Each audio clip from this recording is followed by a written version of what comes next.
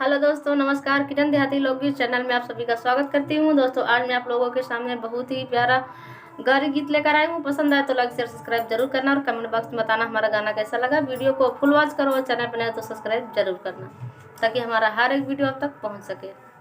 धन्यवाद। सुना गारी सुना सरकार रसिया राम लल्ला, सुना गारी सुना सरकार रसिया राम लल्ला।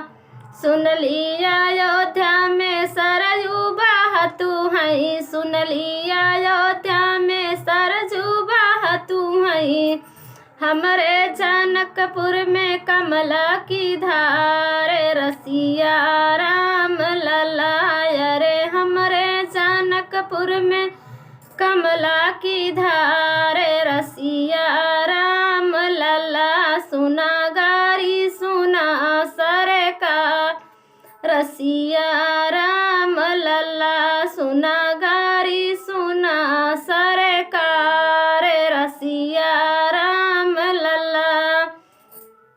सुन ले अयोध्या के राजा है दशरथ, सुन ले अयोध्या के राजा है दशरथ।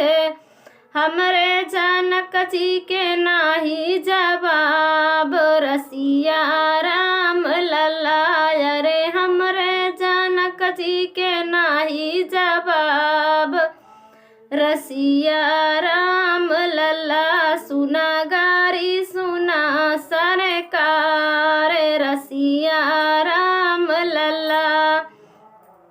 सुन ली बड़ी सुंदर बाटी कौशल्या रानी, सुन ली बड़ी सुंदर बाटी कौशल्या रानी। हमरे सुन नाम के आगे लाचार रसिया राम लल्ला, अरे हमरे सुन नाम के आगे लाचार रसिया राम लल्ला। सुना गारी सुना सरकार रसिया राम लल्ला।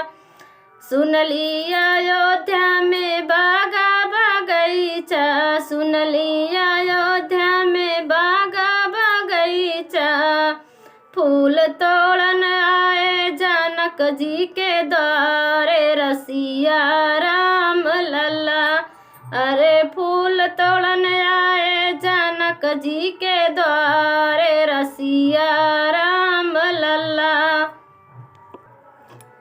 सुना गारी सुना सरकार रसिया राम लल्ला। सुन लिया अयोध्या में सुंदर सुंदर कन्या, सुन लिया अयोध्या में सुंदर सुंदर कन्या। ब्याहन आए जनक जी के द्वारे रसिया राम लल्ला, अरे ब्याहन आए जनक जी के द्वार रसिया राम लल्ला। सुना गारी सुना सरकार रसिया राम लल्ला, सुना गारी सुना सरकार रसिया राम लल्ला। दोस्तों, कमेंट बॉक्स में बताना हमारा गाना कैसा लगा।